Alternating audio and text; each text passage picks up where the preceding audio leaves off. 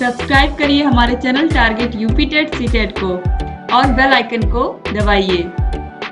Hello friends, मैं रेनू स्वागत करती हूँ आप सभी भावी अध्यापक एवं अध्यापिकाओं का आपके अपने channel Target UP TET CTET में। दोस्तों, आज की इस वीडियो में हम पढ़ने वाले हैं विद्यालय प्रबंधन के भौतिक संसाधनों के अंतर्गत विद्यालय भवन का निर्माण कैसे होता है। इसके अलावा स्कूल में पेयजल की व्यवस्था, स्वच्छ पेयजल और शौचालय, इसके अलावा विद्यालय में खेल का मैदान। क्योंकि हम क्या पढ़ रहे हैं, हम पढ़ रहे हैं विद्यालय प्रबंधन के अंतर्गत जो भौतिक संसाधन होते हैं स्कूल में, स्कूल की बिल्डिंग, स्कूल में फर्नीचर, स्कूल में शौचालय, पेयजल की व्यवस्था, जो भी चीजें हमें स्कूल में दिखाई देती हैं वो सब क्या है, भौतिक संसाधन है। केवल शिक्षक, छात्र और जो वहां पर काम करने वाले कर्मचारी हैं और प्रधानाध्यापक को छोड़कर के बाकी जो चीजें आपको दिखती हैं जो निर्जीव हैं वो सभी क्या है, भौतिक संसाधन है। तो आपको ये याद रखना है। ये बहुत ही इंटरेस्टिंग, ये जो पूरा पेपर है ये बहुत इंटरेस्टिंग है। आसानी से आप लोग इसको पढ़ करके बहुत अच्छे मार्क्स ला सकते हैं। दोस्तों, कल हम लोगों ने देखा था कि विद्यालय भवन का निर्माण हमें कैसी जगह पर करना चाहिए, जिसमें हम लोगों ने पढ़ा था कि स्कूल का जो भवन होना चाहिए वो खुली जगह में होना चाहिए। इसके अलावा ऐसी जगह पर होना चाहिए जहां पर सूर्य का प्रकाश बराबर आता हो और सड़क के बिल्कुल किनारे नहीं होना चाहिए स्कूल। इसके अलावा किसी फैक्ट्री के बगल में स्कूल नहीं होना चाहिए, किसी कारखाने के बगल में नहीं होना चाहिए। इन सभी के विषय में कल की वीडियो में हमने पढ़ा था। तो आज की वीडियो में हम विद्यालय भवन का निर्माण यानी कि जो कंस्ट्रक्शन ऑफ स्कूल बिल्डिंग है उसके विषय में हम सबसे पहले पढ़ेंगे और फिर उसके बाद जितने भी पॉइंट्स हैं सबको अच्छे से समझते हुए चलेंगे, क्योंकि यहाँ पर सारी बातें समझने वाली ही हैं और बहुत आसानी से आप लोग इनको पढ़ लेंगे। तो चलिए देखते हैं भूमि तथा खेल के मैदान की माप। तो देखिए, उच्चतर माध्यमिक विद्यालय के लिए 100 छात्रों पर 2 एकड़ भूमि का होना आवश्यक है। साथ ही खेल का मैदान भी नितांत आवश्यक है। यानी कि जो स्कूल की भूमि हो, अगर उच्चतर माध्यमिक स्कूलों की बात करें हम तो 100 छात्रों पर यानी कि 100 बच्चों पर 2 एकड़ भूमि होनी चाहिए, जिसमें स्कूल की बिल्डिंग हो और स्कूल के आगे खेल का मैदान हो, यह बहुत आवश्यक है। इसके बाद देखिए स्कूल की नींव। तो स्कूल की नींव, जिस प्रकार से पढ़ाई की जो नींव होती है वह क्या होती है, प्राथमिक शिक्षा होती है, इसी प्रकार से जो बिल्डिंग बनेगी स्कूल की उसकी नींव क्या होनी चाहिए, मजबूत होनी चाहिए ना। तो यहाँ पर आप देखिए, किसी भी इमारत के निर्माण में नींव का विशेष महत्व होता है। नींव की गहराई मिट्टी की गुणवत्ता के अनुरूप रखनी चाहिए। ठीक है, तो इस बात का भी ख्याल रखना है कि जो स्कूल की नींव हो वो बहुत मजबूत हो। जब नींव मजबूत रहेगी तो मान लीजिए कोई भी आपदा आती है, भूकंप या कोई भी चीज आती है तो स्कूल की बिल्डिंग को हिलने नहीं देगी। तो स्कूल की नींव क्या होनी चाहिए, बहुत मजबूत होनी चाहिए और गहरी होनी चाहिए। इसके बाद है दीवारें। एक मंजिल भवन के दीवारों की चौड़ाई कम से कम 14 इंच होनी चाहिए। अगर एक मंजिला स्कूल है, प्राय हम प्राइमरी स्कूलों को एक ही मंजिला इमारत आपने देखी भी है और एक ही मंजिला प्राय होती भी है। तो उसका रीजन क्या है, उसका रीजन ये है कि स्कूल में छोटे बच्चे आते हैं, अगर बहुमंजिली इमारत रहेगी तो बच्चों के गिरने का डर रहेगा और इस तरीके से जब एक मंजिला इमारत होती है तो बच्चों के ऊपर से गिरने का जो भय है वो नहीं होता है। तो देखिए दीवारें जो हैं यहाँ पर आप देखिए 14 इंच की होनी चाहिए अगर एक मंजिला है, और अगर बहुमंजिला है तो कम से कम 18 इंच होनी चाहिए दीवारों की चौड़ाई, याद रखिएगा। इसके बाद देखिए फर्श। विद्यालय भवन की सभी कक्षाओं के फर्श मजबूत, आकर्षक एवं चिकने होने चाहिए और इतने भी चिकने नहीं होने चाहिए कि बच्चे उस पर फिसल कर गिर जाएं। इस बात का भी ख्याल रखना है। फर्श ऐसा होना चाहिए या टाइल्स, आजकल तो स्कूलों में टाइल लग रही है, अक्सर प्राइमरी स्कूलों में टाइल्स लगना शुरू हो गया है। तो टाइल ऐसा हो जिसपे बच्चे फिसल करके गिरे ना, यानी कि वह साफ करने में भी आसान हो और साफ सफाई में आसानी हो उसको करने में। इसके अलावा बच्चे उस पर आसानी से बैठ करके भी पढ़ाई कर सकें। जिन स्कूलों में फर्नीचर नहीं है वहां पर बच्चे, आपने देखा है कि फर्श पर चटाई बिछी होती है या फिर टाटपट्टी होती है, उस पर बच्चे बैठ करके पढ़ाई करते हैं। तो फर्श अगर अच्छी रहेगी तो कहीं ना कहीं उसका फायदा निश्चित रूप से बच्चों को होगा। इसके बाद देखिए छतें। विद्यालय की छतें नीची ना हो, यानी कि बहुत अधिक नीचे छत ना हो। छतें ऐसी होनी चाहिए जिससे छात्रों को सर्दी एवं गर्मी के प्रभाव से बचाया जा सके और छतें टीन आदि की नहीं होनी चाहिए, यानी कि टीन वगैरह की छतें नहीं होनी चाहिए। छत क्या होनी चाहिए, मजबूत और पक्की होनी चाहिए और बहुत नीची नहीं होनी चाहिए। और इस बात का खासा ख्याल रख के छत बनाया जाए कि सर्दी और गर्मी दोनों के प्रभाव से वह बच्चों को मुक्त भी रखे। इसके बाद देखिए विद्यालय की मंजिलें, यानी कि विद्यालय कितने मंजिल का होना चाहिए, 1 मंजिल का, 2 मंजिल का। तो चलिए यहाँ पर देखते हैं। जहां तक संभव हो विद्यालय का जो भवन है वह एक ही मंजिल का होना चाहिए। दूसरी मंजिल के भवनों में प्रायः छोटे बच्चों के गिरने का डर रहता है, जो कि अभी मैंने आपको बताया है कि विद्यालय का भवन अगर 1 मंजिल का है तो सही है, अगर 2 मंजिल का होता है तो क्योंकि छोटे बच्चे स्कूल में होते हैं तो उनके गिरने का डर रहता है, तो इस बात का भी ध्यान रखना चाहिए। अब देखिए कक्षा का आकार कैसा होना चाहिए, तो कक्षा का आकार इतना होना चाहिए कि कम से कम 40 छात्र आराम से बैठ सके। प्रत्येक छात्र के लिए कम से कम 15 वर्ग फीट स्थान होना चाहिए। चतुर्भुज आकार की कक्षा को अच्छा माना जाता है। कक्षा की लंबाई चौड़ाई के सवा गुनी से अधिक नहीं होनी चाहिए। तो दोस्तों इस बात का भी हमें ख्याल रखना है कि कम से कम एक छात्र के बैठने के लिए 15 वर्ग फीट का स्थान होना चाहिए और कक्षा इस तरीके से हो कि कम से कम 40 बच्चे आराम से बैठ सकें। ठीक है, इस बात को ध्यान में रख करके ही कक्षा का निर्माण करना है, क्योंकि होता क्या है कि हमारे पास स्कूल में बिल्डिंग है, 2 या 3 कमरे ही हैं और अगर एक ही क्लास में 2 क्लास के बच्चों को पढ़ाना है, क्योंकि प्राइमरी स्कूलों में अक्सर अक्सर ऐसा होता है कि टीचर्स की संख्या कम होती है और एक क्लास, कभी-कभी क्या होता है एक ही टीचर पूरे स्कूल को संभालता है, कभी-कभी 2 टीचर हैं तो वो क्लासेस को डिवाइड कर लेते हैं। तो एक क्लास में कम से कम 2 क्लास या 3 क्लास के बच्चे बैठते हैं, तो इससे भीड़ हो जाती है कक्षा में, तो कम से कम 40 बच्चों के बैठने की व्यवस्था तो ज़रूर होनी चाहिए। और दोस्तों प्राइमरी स्कूलों को ही आपको ध्यान में रख करके सारी बातें सोचनी है, क्योंकि आप लोगों को पता है कि आप लोग ट्रेनिंग किस चीज़ के लिए ले रहे हैं। आपको पता है कि आप प्राइमरी शिक्षक बनने के लिए ही ट्रेनिंग ले रहे हैं डीएलएड की, तो आपको उन बच्चों को हमेशा ध्यान में रखना होगा। ठीक है, अब इसके बाद देखिए प्रवेश द्वार। मुख्य प्रवेश द्वार कम से कम 2 होने चाहिए। स्कूल में प्रवेश के लिए कम से कम 2 द्वार होने चाहिए। इसके बाद देखिए प्रकाश व्यवस्था। विद्यालयों में कक्षाओं में पर्याप्त मात्रा में रोशनदान और खिड़कियां होनी चाहिए। ये तो मोस्ट इम्पोर्टेंट है, क्योंकि अक्सर देखा गया है कि स्कूलों में लाइट नहीं होती है। लाइट नहीं होने से कक्षा में अगर सही से दिखाई नहीं देगा तो शिक्षक को भी पढ़ाने में प्रॉब्लम होगी और बच्चों को भी देखने में प्रॉब्लम होगी। तो अगर स्कूल में अच्छे से खिड़कियों की व्यवस्था है, रोशनदान की व्यवस्था है, तो बच्चों को आसानी से पढ़ने में या लिखने में कोई प्रॉब्लम नहीं होगी। इसके बाद देखिए साइकिल स्टैंड, पेयजल और कैंटीन की व्यवस्था। तो साइकिल स्टैंड भी होना स्कूल में जरूरी है।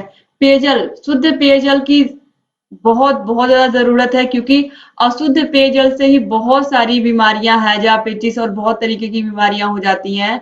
तो पीने का जो शुद्ध पानी है स्कूल में जरूर होना चाहिए और जो पीने का शुद्ध पानी है वहां पर, जहां पर यह पानी उपलब्ध है या जहां पर नल की व्यवस्था है उसके आसपास साफ सफाई होनी चाहिए और जो पानी नीचे गिर रहा है उसके सही से जाने के लिए नाली की व्यवस्था होनी चाहिए। इसके अलावा कैंटीन की समुचित व्यवस्था होनी चाहिए, जिससे छात्र सड़क पर बिकने वाली सामग्रियों को नहीं खाएंगे, जिससे उनका स्वास्थ्य भी ठीक रहेगा। तो इन सभी बातों का हमें ध्यान रखना है। स्कूल भवन का निर्माण किस तरीके से होना चाहिए इसके विषय में आपने इसमें पढ़ा। अब हम इसके बाद देखेंगे दोस्तों विद्यालय में फर्नीचर, यानी कि फर्नीचर इन स्कूल। फर्नीचर भी बहुत बहुत महत्वपूर्ण रोल प्ले करता है, क्योंकि बच्चे लगभग 6 घंटे तक स्कूल में रहते हैं और उन 6 घंटों में वे उसी पर बैठते हैं और अगर उन्हें बैठने में ही प्रॉब्लम रहेगी तो कहीं ना कहीं वो लिख भी नहीं पाएंगे सही से, उनका पढ़ने में मन भी नहीं लगेगा। तो जो बेंच होनी चाहिए वो इस तरीके से होनी चाहिए कि बच्चों को पीछे से भी सपोर्ट मिले। ठीक है, जो बैठने वाली बेंच होनी चाहिए उसमें पीछे से भी सपोर्ट होना चाहिए, लेकिन अक्सर देखा जाता है स्कूलों में कि पीछे से सपोर्ट के लिए नहीं बनाया जाता, या ऐसे ऐसे सपोर्ट वाले जो फर्नीचर होते हैं वो अक्सर प्राइवेट स्कूलों में ही देखने को मिलते हैं, या फिर ये कहें कि शहर के स्कूलों में ही देखने को मिलते हैं। लेकिन इस तरीके के फर्नीचर अगर बनवाए जाएं तो इससे बच्चों के लिए बहुत अधिक सुविधा हो जाएगी और उन्हें एक पीछे से सपोर्ट मिल जाएगा।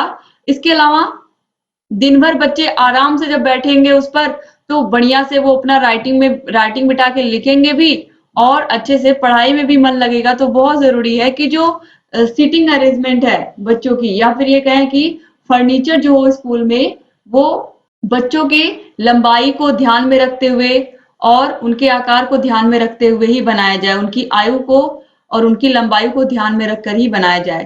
तो देखिए, विद्यार्थियों के स्वास्थ्य पर विद्यालय के फर्नीचर का भी अत्यधिक प्रभाव पड़ता है, क्योंकि मेज कुर्सी पर छात्र अधिक समय तक बैठते हैं, अतः इसका उपयुक्त होना क्या है, अति आवश्यक है। तो यह बहुत जरूरी है। अब देखिए डेस्क के प्रकार, डेस्क कितने प्रकार के होते हैं। तो जो डेस्क छात्र की आयु व लंबाई के दृष्टिकोण से उपयुक्त हो वही अच्छी मानी जाती हैं। डेस्क 3 प्रकार की होती हैं। कौन कौन सी? धनात्मक डेस्क, ऋणात्मक डेस्क और शून्यात्मक डेस्क। तो दोस्तों, जो धनात्मक डेस्क होती है उसमें जो बैठने वाली बेंच होती है वह ऊंची होती है और जो लिखने वाली होती है वो नीची होती है। तो इससे बच्चों को आगे झुकना पड़ता है, और जब झुकना पड़ता है तो उससे फेफड़े की बीमारियां और बहुत तरीके की बीमारियां बच्चों को होने का खतरा रहता है। झुकने से पीठ भी दर्द करने लगती है। तो जो धनात्मक डेस्क होता है यह बच्चों के लिए उपयुक्त नहीं है, खासकर लिखने के लिए। लिखने में बहुत प्रॉब्लम होती है क्योंकि बिल्कुल झुकना पड़ता है बच्चों को। और जो ऋणात्मक डेस्क होती है, यही डेस्क आप लोगों ने अपने स्कूल में भी इसी डेस्क पर बैठ करके पढ़ाई की है। यानी कि आपका जो बैठने वाला होता है वो नीचे होता है और जो लिखने वाला डेस्क होता है या बेंच होती है वो ऊंची होती है, ताकि आसानी से आप लिख पाए। तो जो ऋणात्मक डेस्क यानी कि लिखने वाली ऊंची और बैठने वाली नीची, तो हम ऊंचे से नीचे जा रहे हैं। मतलब ऊंचे से कहाँ जाते हैं? नीचे जाते हैं ना। ये लिखने वाली हो गई हमारी और ये बैठने वाली हो गई। तो इसलिए हम इसको क्या कहते हैं? ऋणात्मक। तो ये ऋणात्मक डेस्क होती है और यह लिखने के लिए क्या होती है? बिल्कुल उपयुक्त होती है। और एग्जाम में पूछा भी गया है कि बच्चों को लिखने में कौन सी डेस्क सबसे ज्यादा हेल्पफुल होती है? तो कौन सी होती है? ऋणात्मक डेस्क होती है, नेगेटिव डेस्क। तो नेगेटिव डेस्क आप याद रखिएगा। इसके बाद है शून्यात्मक डेस्क या जीरो डेस्क।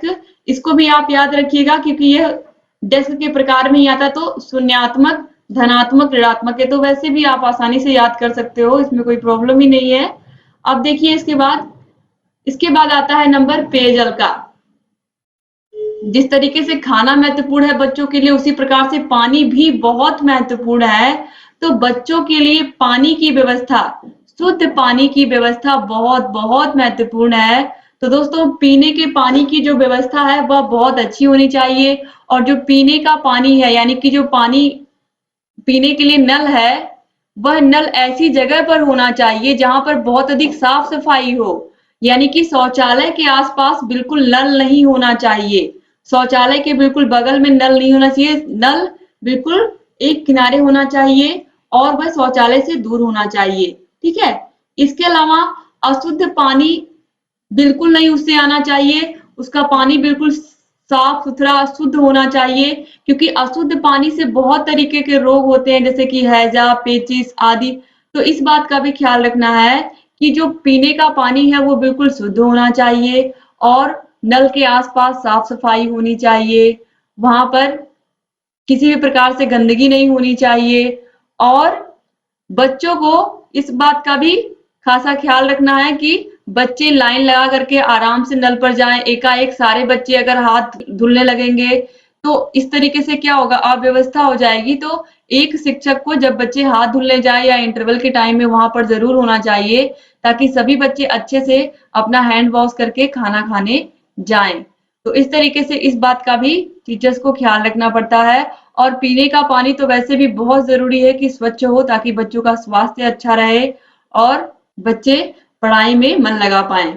अब इसके बाद आता है शौचालय, मोस्ट इम्पोर्टेंट है। और मैं आपको बता दूं कि ये जो शौचालय की आवश्यकता और महत्व है ये पूछा भी जा चुका है एग्जाम में। तो ये ऑलरेडी ये जो टॉपिक है ये बहुत महत्वपूर्ण है। और आपको मैं बता दूं कि इस समय सरकार इस पर बहुत बहुत जोर दे रही है कि स्कूल में शौचालय बने होने चाहिए। और शौचालय अलग अलग, लड़कियों के लिए अलग, लड़कों के लिए अलग। इस बात का भी ख्याल रखा जा रहा है कि स्कूलों में टॉयलेट लगे होने चाहिए, टॉयलेट होने चाहिए। और टॉयलेट में जो टॉयलेट है उसमें टाइल्स लगे होने चाहिए। इस बात का भी बहुत जोर दिया जा रहा है कि जो स्कूल है उसमें शौचालय की व्यवस्था बहुत अच्छी होनी चाहिए और टाइल्स लगे होने चाहिए। तो याद रखिएगा आप लोग, ये टॉपिक बहुत महत्वपूर्ण है। अब दोस्तों, आप लोगों को भी पता है कि स्कूल में लगभग 6 घंटे तक बच्चे रहते हैं। 6 घंटे तक रहते हैं तो बहुत जरूरी है कि बच्चों के लिए शौचालय जरूर हो। ठीक है। अब देखिए, शौचालय विद्यालय की क्या है, अपरिहार्य आवश्यकता यानी कि बहुत महत्वपूर्ण जरूरत है। और विद्यालय के शौचालय उचित मापदंडों के अनुसार बने होने चाहिए। विद्यालय कक्षाओं से शौचालय इतनी दूरी पर होना चाहिए कि दुर्गंध कक्षाओं में ना आ सके। इस बात का खासा ख्याल रखना चाहिए कि जो शौचालय है वह स्कूल की जो क्लासरूम्स हैं, क्लासरूम या फिर स्कूल का ऑफिस, उसके पास नहीं होना चाहिए। जो शौचालय है वह काफी दूर बना होना चाहिए ताकि दुर्गंध ना आ पाए या बदबू ना आ पाए। इसके अलावा शौचालय की बात अगर करें तो शौचालय में सबसे ज्यादा जरूरी है साफ सफाई होना। तो बराबर शौचालय की फिनाइल से धुलाई होनी चाहिए, बिल्कुल साफ सुथरा होना चाहिए।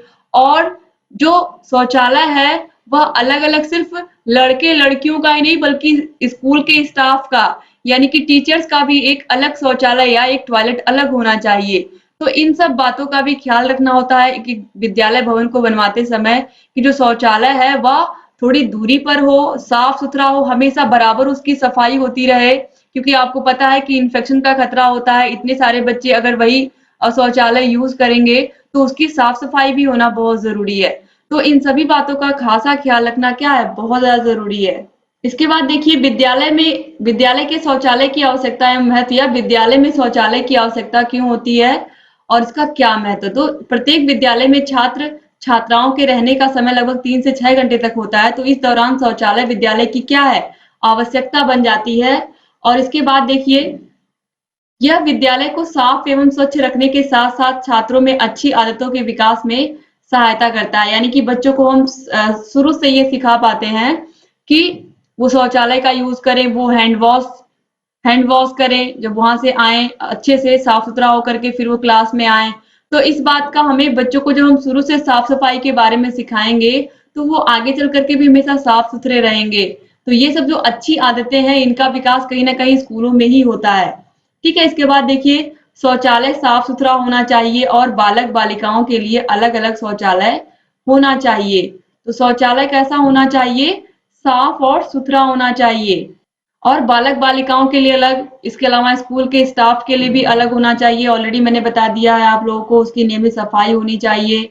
ठीक है, तो इन सभी बातों का आपको ध्यान रखना है कि एक स्कूल में जो शौचालय है उसका बहुत बहुत महत्वपूर्ण रोल होता है। और इसीलिए इस तरीके के क्वेश्चन एग्जाम में आए भी हैं तो आपको याद रखना है। अब इसके बाद देखिए जो सबसे महत्वपूर्ण चीज है वो है खेल का मैदान, यानी कि यह भी बहुत महत्वपूर्ण है। यह शौचालय के बराबर ही आप इसको समझिए, क्योंकि बच्चों का जो मानसिक विकास होता है, शारीरिक विकास होता है, वो सब खेल के मैदान में ही होता है। खेल के मैदान में बच्चे केवल खेल नहीं खेलते हैं, क्योंकि मैंने पहले भी आपको बताया है कि जब बच्चे खेल के मैदान में आते हैं तो बच्चे क्या क्या सीखते हैं। बच्चे एक दूसरे का सहयोग करना, टीम में खेलना सीखते हैं, अपनी टीम को कैसे मजबूत बनाना है इसके बारे में सोचते हैं। इसके अलावा बच्चे नियम से परिचित होते हैं। और सबसे महत्वपूर्ण चीज ये होती है कि जब हम खेल खेलते हैं, दो टीमें खेलती हैं दोस्तों, बहुत महत्वपूर्ण चीज है, आप ध्यान से समझिएगा इसको जो मैं बताने जा रही हूँ आपको, क्योंकि ये हर एक इंसान के जीवन में कहीं ना कहीं ऐसी सिचुएशन आती है जब हम दो टीमें आपस में खेलती हैं। बार बार हम गेम खेलते हैं, चाहे क्रिकेट हो, चाहे हॉकी हो, फुटबॉल हो, कोई भी गेम हो, बैडमिंटन हो, टेनिस हो। तो जब हम खेल खेलते हैं तो हम कभी जीतते हैं तो कभी हार जाते हैं। तो जीतने को तो हम सकारात्मक लेते हैं, लेकिन हारने को भी हमें क्या करना है, जीवन भी ऐसा ही है, कभी आपको हार मिलेगी, कभी आपको जीत मिलेगी, कभी खुशियां हैं तो कभी दुख है। तो इस तरीके से जब आप हारते हो तो हार को भी स्वीकार करना आप शुरू से सीख जाते हो। अगर आप किसी गेम में हार गए, आपकी टीम हार गई, तो आप उसको लाइटली लेना सीख जाते हो कि जीवन में भी इसी तरीके से पड़ाव चलते हैं। तो जो बच्चा खेल में अच्छा होता है, यानी कि जिस बच्चे ने शुरू से खेल खेला होता है, कोई भी खेल खेला होता है, उसकी जो उसका मेंटल डेवलपमेंट, उसका मानसिक विकास तो अच्छा हुआ ही रहता है, लेकिन वह जीवन के भी बहुत बड़े बड़े पार्ट सीख जाता है। यानी कि हार को स्वीकार करना वह बच्चा सीख जाता है कि जो जीवन है इसमें हार जीत हमेशा लगी रहती है। आप सोचिए दो टीमें खेल रही हैं, दोनों की दोनों तो विजयी होंगी नहीं, उसमें से कोई ना कोई तो हारेगा या कोई ना कोई तो जीतेगा। तो इसका ये मतलब नहीं कि अब ये जो इस गेम में अगर आज हम हार गए तो फिर आगे और गेम होगा ही नहीं। तो एक होप होती है ना कि चलिए अगर आज इस गेम में हम हार गए तो अगले गेम में हम जीत जाएंगे। तो इस तरीके से जो खेल का मैदान होता है, ये अगर देखा जाए तो ये जीवन के बहुत बहुत बड़े बड़े सबक देता है। और इसमें रूल भी होते हैं, अगर आप रूल तोड़ते हो तो आप गेम से बाहर कर दिए जाते हो।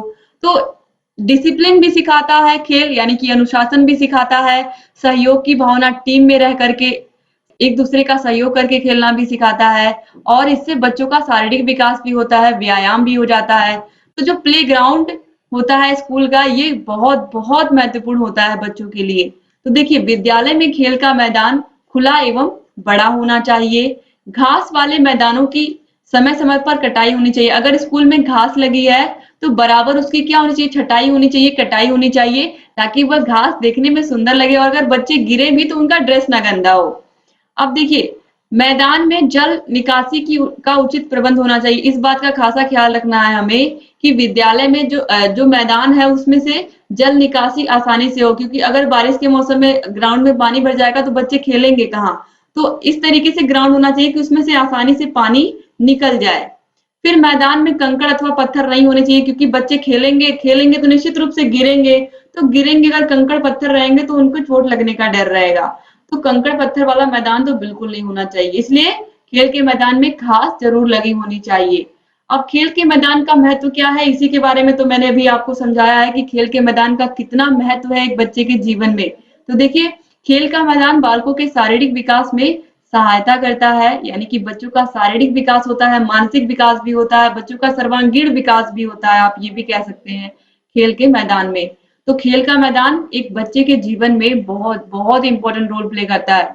अब देखिए, खेल के मैदान में खेले जा रहे खेलों से मनोरंजन के साथ साथ शारीरिक विकास भी होता है, यानी कि आप खेल खेल रहे हो, आप देखते हो आपके आसपास स्कूल के ही आप ही के क्लास के बच्चे आपका खेल देखते हैं, आपको चीयर अप करते हैं, और इससे क्या होता है, जो आपके साथी होते हैं, सहपाठी होते हैं, वो क्या करते हैं, आपको खेल खेलते हुए देखते हैं और वो चीयर अप भी करते हैं आपको। तो इससे क्या होता है, मनोरंजन भी होता है और शारीरिक विकास तो होगा ही जब आप खेल कूद करेंगे या व्यायाम करेंगे। फिर है, बालकों को खेल में प्रतिभा दिखाने तो तैयार करने का स्थान है, क्योंकि बालकों की जो प्रतिभा है वो सबसे पहले स्कूल में ही निखरती है। तो प्रतिभा स्कूल में ही दिखती है टीचर्स को।